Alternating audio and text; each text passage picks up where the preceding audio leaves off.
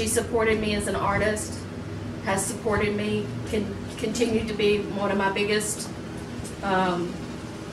constructive criticism. Yes, I think that's great, not sure that's great, but if it wasn't for her, like Lisa said, her dad, we wouldn't be the people we are today.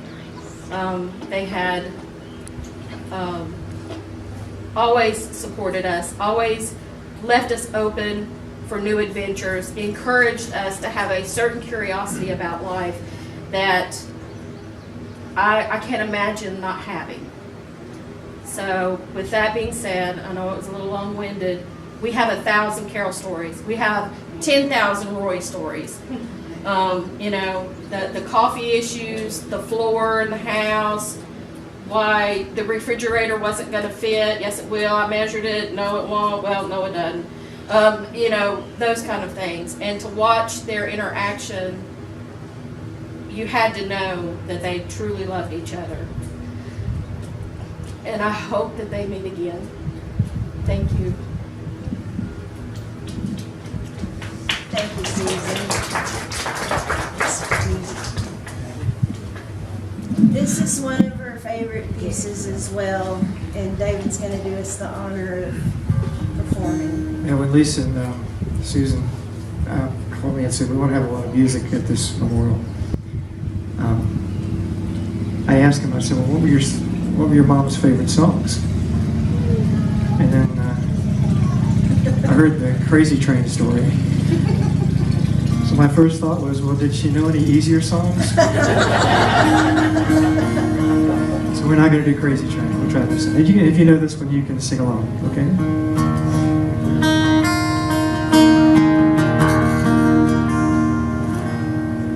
I know your life on earth is trouble.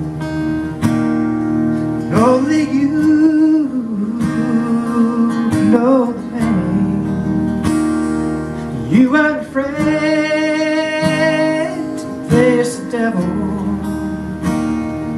You were no stranger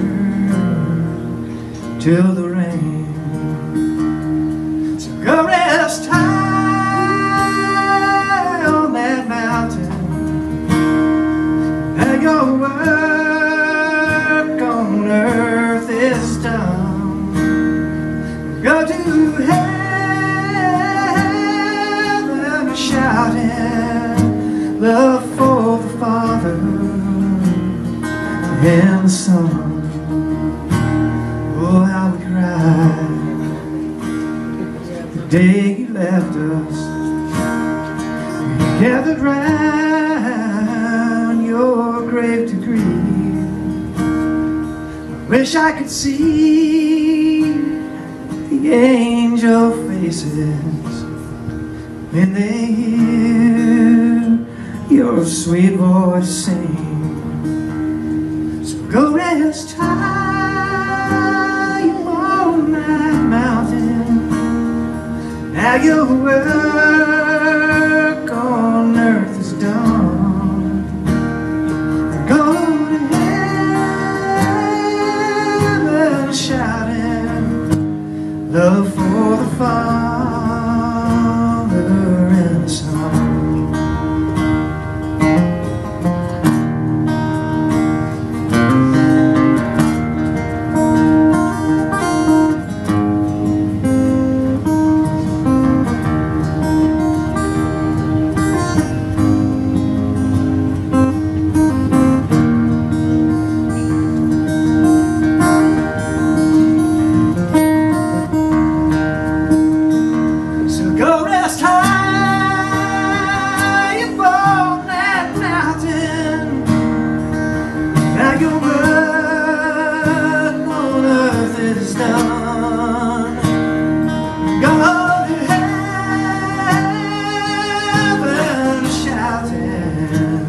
Love for the Father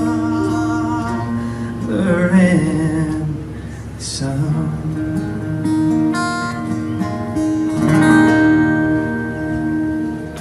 Thank you, David. That was Well, they gave me a couple moments here of the testimony, and I spent a lot of time working on the songs because that's really how I like to speak, is through music. Is Tracy next? Yeah. Oh, okay. Oh, I'm down there. Okay, I'm on next. I can't even read. I'll get to that. But anyway. He doesn't do directions well. No. I got lost 3 times coming here. You did. True story. I would love to ask, it's okay, my sister Tracy to come up. And though she's not a blood relative, she's as much as a sister as Susan. And We love her. we absolutely love her, and we're blessed to have her in our lives. And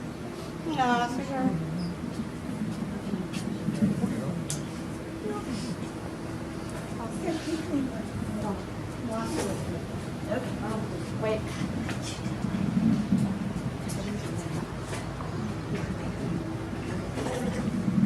Hi, everybody. My name's Tracy. Some of you haven't met me before, but just to say shortly, I guess the world works in mysterious ways, because I found myself down in this countryside I wasn't familiar with. I was about 22 years old and needed a place to stay. And I had met Susan and Lisa at the college. I was a college student at the time, and I found myself, Lori and Carole took me in, and they're so great. They made sure I got through school, and they were just like the mother and father I never had growing up. I didn't really have a good childhood. And so now I have this wonderful family, and they make sure that, you know, I got all the hugs and kisses, all the security, all the stuff I didn't have before graduating nursing school and started killing people. But not really. No, but I've enjoyed my nursing career, and I've never been too far from home. And I love everybody, and I especially love Mom. She was just like the person I never had in my life before, besides my other sister Susan, who's here, our oldest sister Sue. And I've been through a lot of adventures, caving and stuff early on, but it really wasn't for me. I feel like that's a lot of stuff like that. But I just, I'm kind of winging it, but I just can't even say how my heart opens up and their heart opened up to take me in. And, you know, like I said, it's just been my family ever since. I mean, and I really am sad that this has happened, but I don't think Mom would want to go on kind of the way she was feeling. So it's all good. So that's all I've got to say. Thank you. Thank you, Tracy. It's the All right, so we've got another sing-along. If you join us, the words are in your Yeah, you have the program. words in your packet. So I'm trying to think of a song that Carole liked, and this is a James Taylor tune she liked. Unless you'd rather do Crazy Train, I mean, we can still try that. I haven't practiced it. I don't think we could do it as well as she did.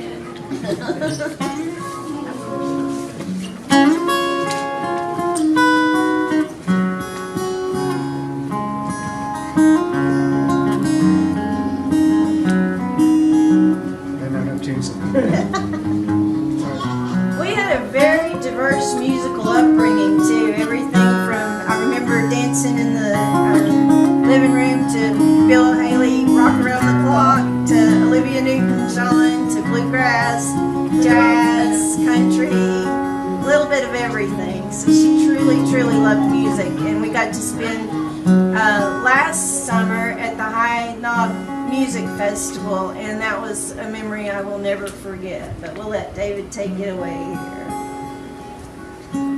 Just yesterday morning, they let me know you were gone. Carole, the plans you made put an end to you. I woke up this morning and then I wrote down this song. Just can't remember who to send it to. I've seen fire and I've seen rain, seen the sunny days that I thought would never end, seen the lonely times when I could not find a friend, but I always thought that I'd I'd see you again.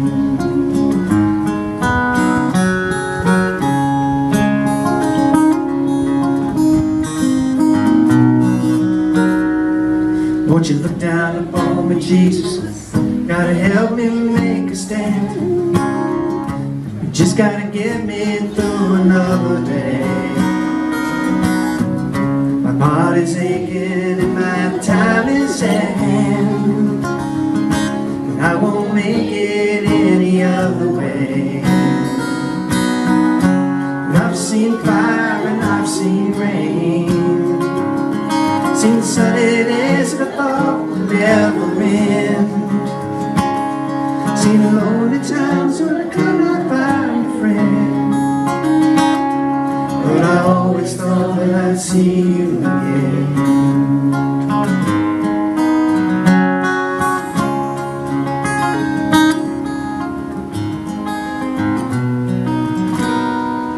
I've been walking my mind to an easy time, my back turned towards the sun. Lord knows the cold wind blows, it'll turn your head around. There's hours of time on the telephone line to talk about things to come. So your dreams be flying machines and your pieces on the ground.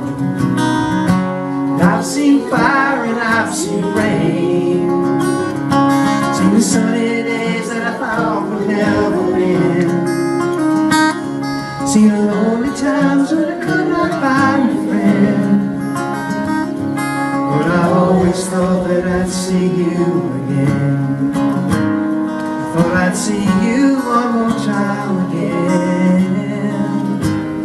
There's just a few things coming my way this time around.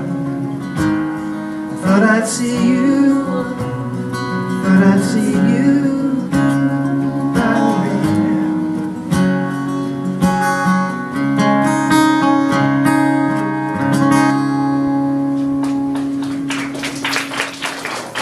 Well, Carole really liked the way you guys are singing. She'd like that much. I'm not sure she'd like that story. But I'm not sure I wanted to be the police officer. I felt that wrath. I don't have a lot of Carole stories. I know more Roy stories, but I knew a few Carole ones. Yeah. Like I said, I don't want to be the police officer that felt her wrath. I remember one time we were all picnicking and camping out at Back Bottom Rock, and Roy and a bunch of us went caving, and we got hungry on the way back, and we decided to stop at Bella's Pizza and get some pizza. We didn't know that Carole and Pam had been making spaghetti for us all afternoon back in the campground. Well, I thought they were going to have to bury Roy that day. So she forgave him. She always forgets. But I'm not going to talk long. But I do. I've been blessed in this life to kind of have two families. My natural born family, and then my adopted family that Roy and Carole were. And when I got out of college, Emory and Henry, we came down and lived in the Bristol area. I didn't know a lot of people. Whenever I had a problem, Carole and Roy were always there for me. And I could come over and stay at their house and get away from the world if I needed to. And they were there. They were like fixtures. I loved the drive from Bristol, Tennessee. I'd come over here to Duffield and I'd go across that mountain to their house. And this is a song I wrote a long time ago, about a year or two after I met Roy and Carole. And they encouraged my songwriting quite a bit, so I wanted to do this one for you. It's called Over the Mountain. And I haven't done some of these songs in so long, I hope I can remember them. Don't make it up.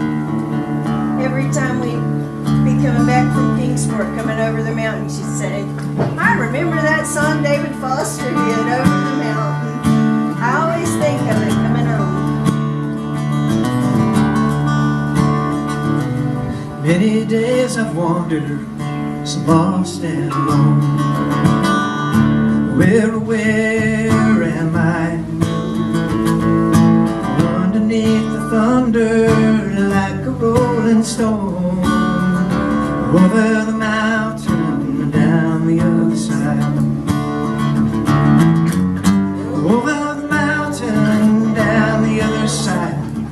It's the river of life, and the river is wide. Many times I've hated, and many times I've feared. That's no way to die. Take my sins and throw them to the wind, blow them over the mountain, down the other side. Over the mountain and down the other side. It's the river of life, the river is wide. Over the mountain and down the other side. It's the river of life, and the river is wide. Wake me in the morning, take me where you will, and I'll go anywhere. Every road I follow has a future to fulfill. Close my eyes and I am there.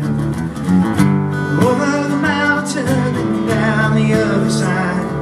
It's the river of life, and the river is wide. Over the mountain and down the other side. It's the river of life, and the river is wide. It's the river of life, and the river is wide. Thank you. And Carole's over that mountain, and we'll all be joining her eventually. So. Yep. So we'd like to open the microphone up for anybody that would like to come up and say a few words. You're welcome to come up. We have any volunteers that want to come up? Thank you, Sonny. You're a fine-looking guinea pig, too. We'll pass it through to that side. This goes, hey, don't give me a microphone, I won't sit down. This goes back a long time when Randy and R.D. were young, and my mother and daddy had, at the time, had 5 kids before Martha was born. And our annual vacation was to go from Salville to Avignon. And we'd go down there, and I loved to go because I knew I was going to get to stay. That would give Mom just 4 kids to look after instead of 5. So Aunt Gladys would always ask me if I wanted to stay, spend the weekends with Randy and R.D. And of course, Uncle Roy gave allowances. If I knew I stayed, I got an allowance too. So it was Randy and me, it was our life's work to make life hard on R.D. So we did a lot of stuff that got this crawled. But one thing I remember, his lab was underneath the house in an old cutout tunnel thing. And we wasn't allowed down there. So me and Randy snuck down there, and he had a cat laying on the bench, had tape around its paws and tape around its head. He had pulled an autopsy on it. I thought, who in the world is God going to line up to be with this man? I think God did a pretty good job. I remember when they were dating, we were up in seeing Aunt Agnes and Mama Little. She was staying in Waynesboro. They was talking about this pretty girl that R.D. was dating. I thought, I didn't know he was dating anybody, but they said he's dating a real beautiful girl. Well, not only did Mama Little talk about her, Aunt Agnes, Aunt Edna, Aunt Gladys, everybody talked about this raving beauty that R.D. was dating. I never did get to meet her for a long time. When I did, I understood what they was talking about. Carole was a beautiful woman inside and out. And every time Karen and I went to visit them, Carole just went over herself being nice and kind to us. And I just want to say I didn't spend a lot of time with them, but I miss her. She's a fine lady, and I'm sure that everybody here can understand why we're here today. We're here to honor her. Thank you. Thanks, Sonny. I didn't know about the cat. It was already dead. I heard that story. It was already dead. He didn't kill the cat. I didn't figure he did. That wasn't his way, and that wasn't Mom's way either. They both taught us a lot of kindness, to be kind to others, even if they weren't our species. And she always was tolerant, even when I brought snakes home and put salamanders in the refrigerator. She just had one rule: they had to be labeled. Can I interject something? Sure. This is the gosh honest truth. We had a bunch of people at the house. Mom reached into the refrigerator, pulled out a Tupperware. This was pre-label. She demanded labels after this.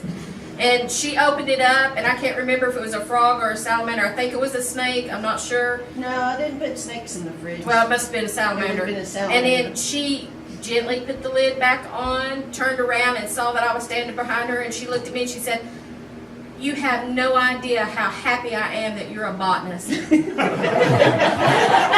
"I never have to worry about what you've put in my refrigerator."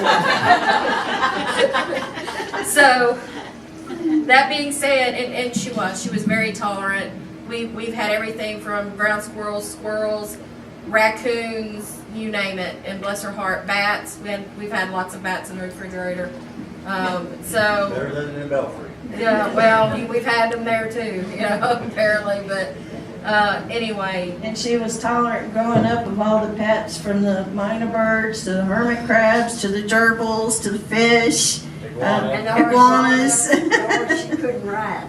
and the horse she couldn't ride. Yep, the horse she couldn't ride. She'd go, Susan's pony would get out and would go down to the neighbor's barn and start in their tobacco patch. And if we weren't home, Mom would have to go get him. So when the pony got out, my horse would get out too. And she'd go down and she'd get the horse and bring him back and put him in the barn. And then she'd go get the pony. And she never ever cared to ride. And I know that took a lot of fortitude for her to do that. But she did it. And she did what had to be done whenever it had to be done. And She would sit on Apache and Lisa go, "Okay, nudging." When Mom was on Apache, you had to lead the horse. He would not go anywhere. If you didn't know how to ride, he was just as gentle as it could be. If you knew how to ride, he would test you. But she there's not a cat in Lee County that doesn't know their way to Mom's house. Seriously. Yeah, she laughed. She said, "I get on that horse, and that horse won't go anymore. He just stands there. He will not move. I can try everything under the sun, and you won't go." Should I tell the Bob Rebob story? Sure. No, if you can't hear me, I have my dad's voice. My voice carries quite a bit. Mom and Dad have been doing, Mom liked Carter Cave State Park. So anytime Dad had a gating project out there, she would go meet him and they'd spend the weekend together or whatever. So I was house sitting for them. And about a month before that happened, we were down, I helped Mom haul off the garbage, and there was this bobtail cat that looked like a mini bobcat, green eyes, striped like a bobcat. And he was obviously in desperate need of a home and help. And of course, Mom could never turn one down.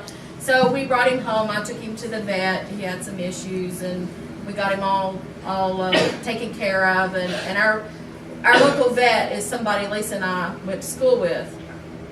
And his name's Tim Rasnick. And anyway, about a month later, I was house sitting for them, and Mom said, "Well, Bob's kind of one of these cats. He just goes and does his thing. He'll come in about dusk, he'll go to the kitchen, he'll eat, and he's going to go back to the back bedroom. He'll sleep 12 hours, just make sure you let him out." And I said, "Okay, not a problem." So they left, I come home. There, I call everybody in. There's Bob on the front porch, and I turned around and she said, "Sometimes you have to nudge him in." So I opened the door, and he was a little hesitant. He looked in, and and looked to see if the coast was clear, and I took my foot and said, "Get in there, Bob." So he did exactly what she said he'd do. He went to the kitchen, got something to eat, went back to the back bedroom. I opened the door. He goes up there and he lays down. Well, I noticed that he wasn't acting quite right. So I told Mom, she called and I said, "Mom, I think, Bob's got an issue." So I took him back over to Tim. Tim said, "Well, you tell your mom that medicine doesn't work if you don't put it on the cat." And I said, "Tim, she's been putting the medicine." He had an ear infection, ear mite. And I said, I watched her put it on. She's doing this. So that Wednesday, I had to go back to Abingdon for a doctor's appointment. And I came, made sure everything was fine, drove to Abingdon, came back. To make a long story longer, as I walked by the den door, there's Bob standing on the stairs outside the den door. And I thought, how in the world could he possibly have gotten out? So I let him in. He goes to the kitchen, gets a bite to eat, and then heads down the hall, and he stops. And I thought, what is wrong with him? And the door to the back bedroom was closed. So I go back and I open the back bedroom door, and there is Bob laying on the bed. And I about hyperventilated because there were quite a few cats there, and I thought, they're never going to believe that I didn't pick this cat up. I mean, it literally, if I hadn't had a friend there who could vouch for me, I would have been in serious trouble. So we had Bob, the original Bob, and then we had Rebob, or Faux Bob. So, and of course he was welcome into the home like every other one. But weird things like that happened all the time. She went down to the dumpster, there was a little bag rattling. She opened it up and there was a kitten that would fit in the palm of her hand. For a good 3 weeks, she would wear one of Dad's pocket t-shirts with that kitten in her pocket. And she hand fed him. And his name, she called him Itty Bitty Kitty. So Itty Bitty